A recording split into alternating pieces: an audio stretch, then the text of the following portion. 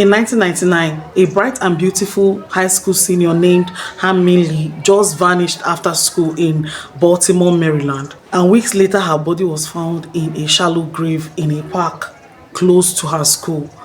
And her boyfriend was suspected as the murderer. And the police just focused on her ex-boyfriend, being that spouse is the perpetrator of murders. Or they just focused on her boyfriend, our ex-boyfriend, Adnan Syed, and he was just arrested. And a few months later, he was arrested and charged, and he was sentenced for murder. Decades later, the case just came up, and people started talking about how we are talking about how it may not be Syed that actually committed those murders. So it sparked a lot of debate. Different podcasts were battling on who really murdered Hae Min Lee, and it was a major debate. And even till now, people are still debating it. So today we're going to talk about the case of Hae Min Lee, the debates that he has sparked recently, and the trials and everything that surrounds the case. My name is Linda Kamara, and you're on Crime Stories with Linda. If this is your first time of coming across this channel, please don't hesitate to click on the subscribe button. And if you're a returning subscriber, thank you so much for watching. So let's just dive into it. Hae Min Lee was born in South Korea in 1990 and immigrated with her mother and younger brother to the United States in 1992 to live with her grandparents. She attended Woodlawn High School in Baltimore, Maryland. She was an athlete. She played lacrosse and field hockey. Hae's family reported her missing on 13th January 1999 after she failed to pick up her younger cousin from daycare. She was last seen by her fellow students around 2:15 p.m. in school. Police called various friends of Hae Min Lee's to find her. They reached Syed Adnan, her ex-boyfriend, around 6:30. He said he last saw her around the time class ended in school. At 1:30 a.m., they reached her then current boyfriend, who said he had arrived home at 7 p.m. Hae's partially buried body was discovered by Alonzo Sellers in Lincoln Park in Baltimore on February 9th, 1999. On February 12th, the Baltimore police received an anonymous call suggesting that investigators should focus on Syed. One of Syed's friends, Jay Wiles, told the police that Syed had expressed intentions of killing Hae and saying that he had helped Syed to bury Hae's body after Syed confessed to killing her on January 13th. So during the investigation of Hae Min Lee's death, Jay Wild, which was he was in their friend group, he was part of their friend. Jay Wild, who was a friend to Adnan Syed, claimed that Adnan told him that he killed Hae Min Lee. That Adnan told him that he killed Hae Min Lee and that he should come and help him to bury the body. It was very confusing because Adnan was claiming and cursing and saying that he never did, that he never killed Hae Min Lee.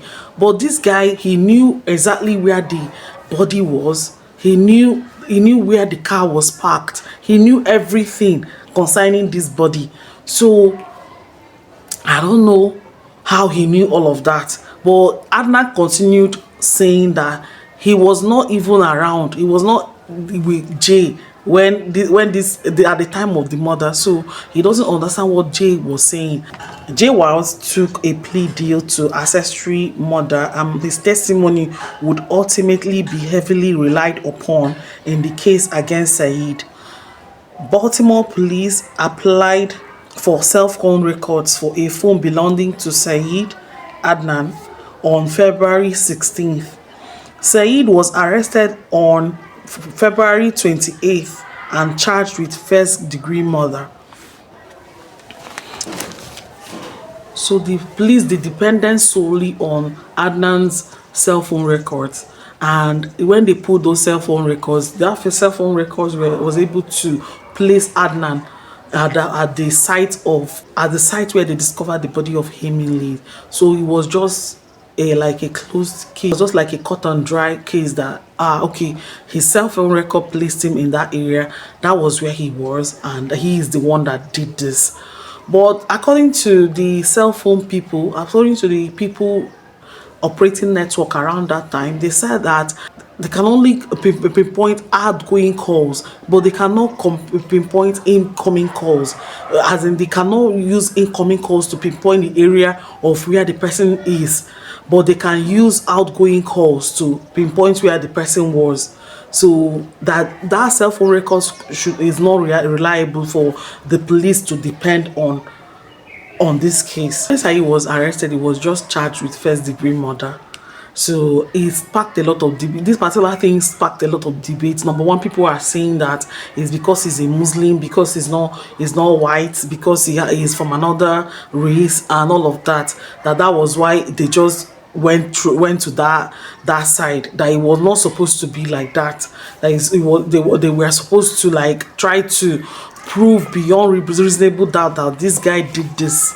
Syed's first trial began in December of 1999 but ended in a mistrial, and the second trial started in January of 2000. Syed's first trial that was called a mistrial was because of his own defense attorney and the judge. They were discussing and arguing, and they didn't know that one of the jurors were around. So for the jurors not to be tainted by whatever they've heard them saying, they just had to deem that first trial as a mistrial.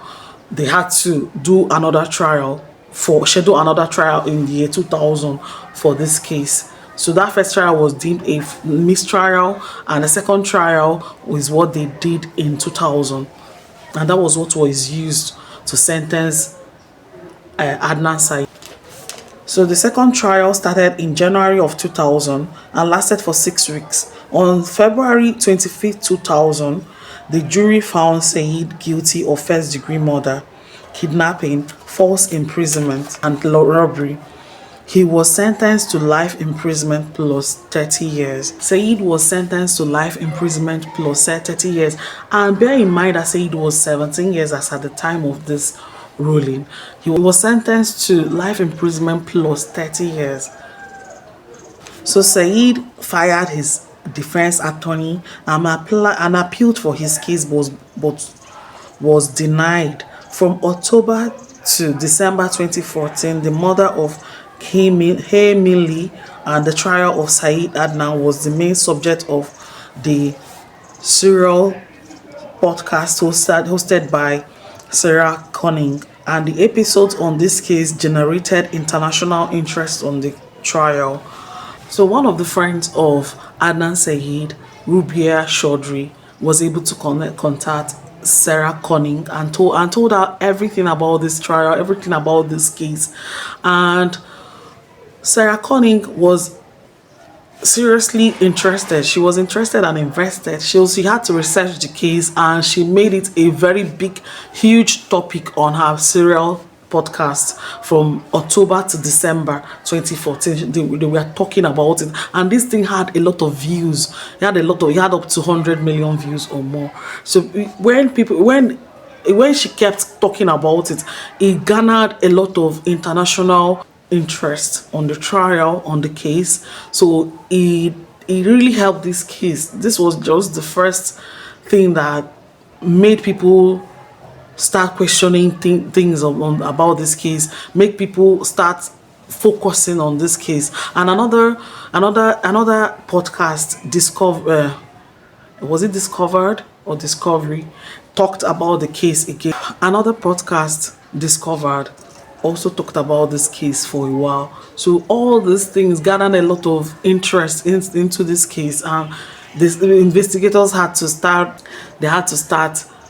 investigating and talking about this case, and it made it popular, and it made people interested in it, and that was the first course of action that led to how this case started being internationally recognized and people started talking about it. After the serial podcast ended in 2014, there were discussions by the Innocence Project about conducting DNA testing of the physical evidence collected in 1999.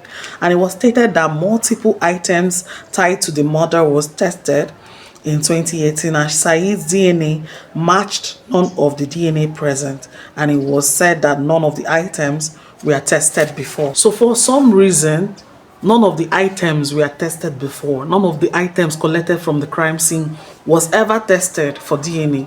And that is very, very, very interesting to me, because all this crimes that happened in the United States of America and all the very developed countries, once it happens, things are usually collected from the this thing from the crime scene, and they are usually tested for DNA to be able to know what really happened. Even if the crime happened in 1960s, it happened in 1970s, those times that DNA was not even known, people have not started using DNA, those things were bagged and kept for years. There are some instances that some of the cases were actually solved in this 2010s, 2020s.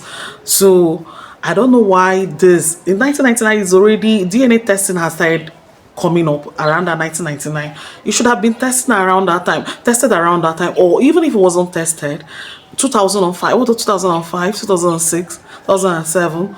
Why was those things not tested? Prosecutors filed a motion to vacate Syed's conviction, stating that the state had committed Brady violations by failing to turn evidence over to Syed during the course of his trial. That prosecutors had since uncovered new evidence that cast doubt on Syed's conviction.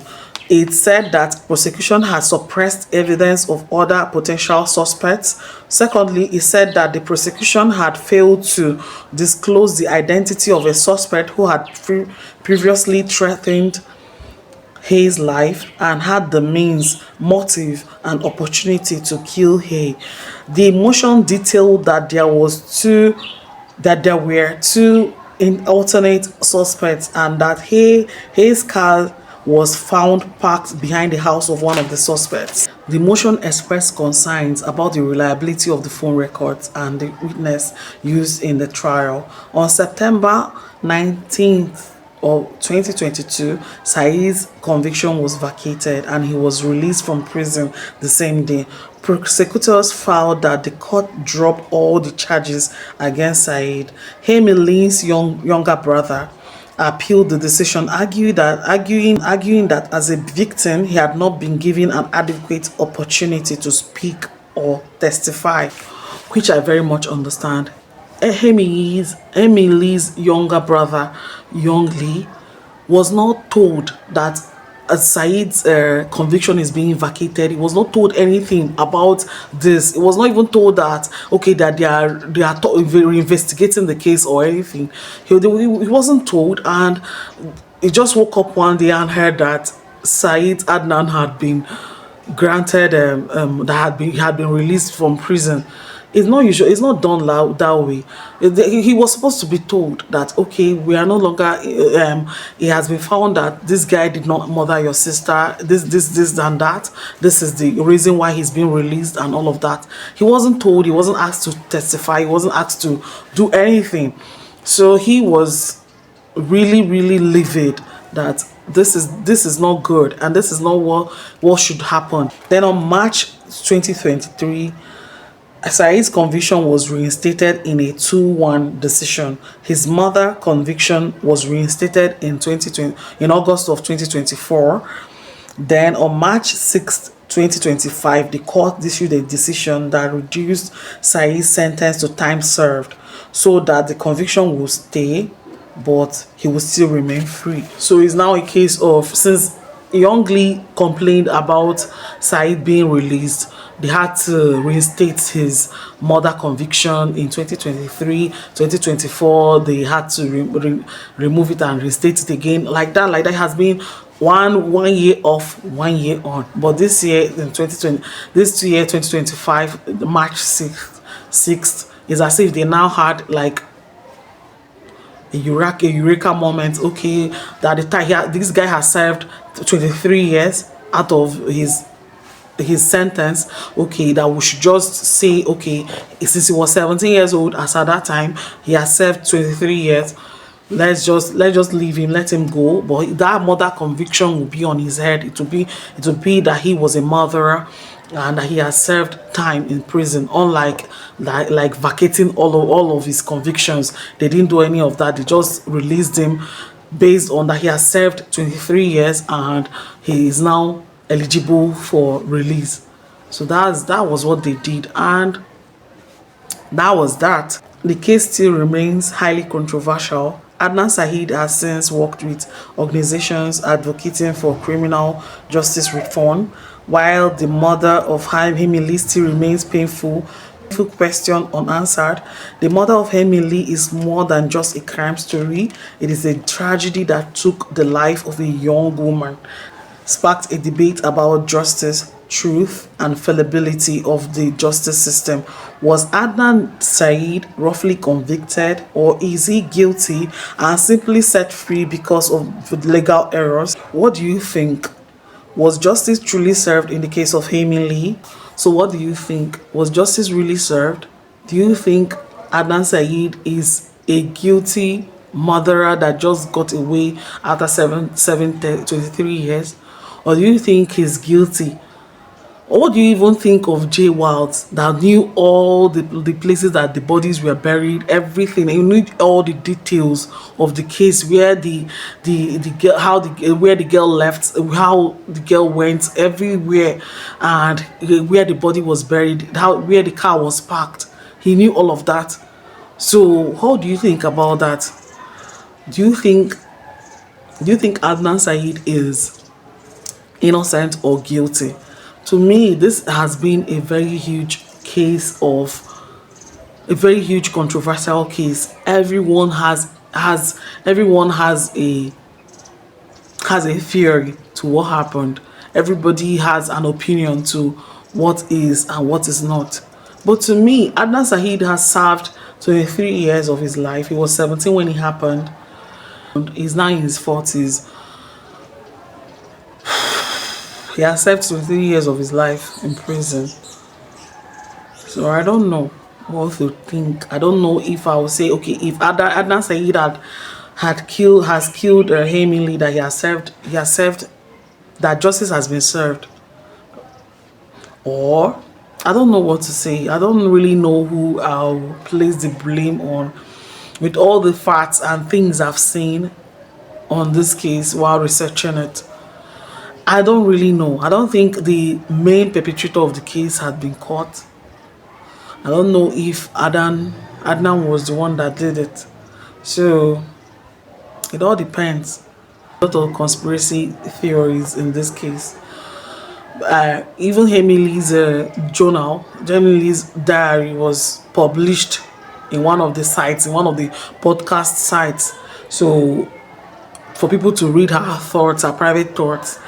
And I think Hae Min Lee, according to her diaries, was saying that Adnan usually tell her that since he is a Muslim, that she is the one making him not to be very serious with his religion. And most of Adnan's family, their family doesn't know that he was dating Hae Min Lee. Hae Min Lee's family doesn't know that Hae Min Lee was dating Adnan. Nobody knew that these two were dating, because they are from immigrant families, and you know how immigrant families are when they are in all these countries. They are very serious with whatever they are doing, and they don't want their children to like go astray. They like read, do everything, play sports that will make you to advance in your academics. Read your book. It's always about anything about reading, anything about advancement. That's what they are for. And if they are now religious, it's finished. The children will not be able to, like, they will not allow them to date, they will not allow them to do all of that in that kind of free world that they found themselves, where people start dating as early as 12 years old, 13 years old. So their family were like street. They don't want something like that to happen. But these people were dating. And Adnan would be like, he's a very serious religious guy. And Hae Min Lee is trying to make him not to be very focused in doing what he's doing in his Islam religion. Then Hae Min Lee will be feeling some type of way that, am I making this guy not to serve his God? Hae Min Lee is not that religious, but she was just trying to like make this guy happy, trying to like be okay with him. The guy will be okay today, tomorrow he will complain that it's as if Hae Min Lee is trying to make him not to be serious in his religion. And all of that, those back and forth made them to like break up. And Hae Min Lee had to move on. She had a current boyfriend. She had a boyfriend before she died, and I don't know whether that boyfriend was investigated. One of your friends actually said that Adnan was in the library as at the time of Hae Min Lee's death, but it was later confirmed that what she was describing was not the same day with with the facts of the day that the actual murder happened. So that was why her testimony was not taken in. That was why her testimony was not used in this whole case. It wasn't used. She was not called to testify. So that was that. And at this, Hae Min Lee had big dreams. He wanted to be an optician. She wanted to. They were all intelligent. They were intelligent kids. They were in this magnet program in school. All this magnet program. All those, those programs that they have in school that they would have to like demarcate the very intelligent kids from the regular kids. Those type of programming. That in this particular school they called it magnet program. I think other schools I've seen in movies, because we don't have it here in my own country. I don't think we do that. But that movies that I've seen it, I don't know the name they call it. They usually separate those kids from the regular kids. From the regular kids, and in this particular school they are magnet program kids, and all of them, all the boyfriend and girlfriend and everything that they were doing is from that same group. All of them that are involved in this case is from this magnet program. Hae Min Lee, Adnan Syed, Rabia Chaudhry, they were all in this magnet program. They all knew each other, and I think they were dating each other and stuff. That was where this and Rabia Chaudhry, yeah, I know I'm destroying these names. Rabia Chaudhry wrote a book about this. I think she called it Adnan Syed's story, something like that. So I will say you should look for if you want to know more about this case. Look for the book, read it. Look for serial podcast, read it, watch it, listen to it. So that you will know more about this case. So thank you for watching. I don't know, who do you think actually did this? Who do you think killed this lady? Who do you think murdered this lady? Please write your thoughts on the comment section, and don't forget to subscribe. Please, if you like to listen to true crime stories all over the world, please don't forget to subscribe on this channel. I post once a week. I try my best to post once a week. Please, please subscribe. Please don't forget to subscribe. Thank you very much for watching. Have a wonderful day. Stay safe. Stay curious. Have a wonderful day.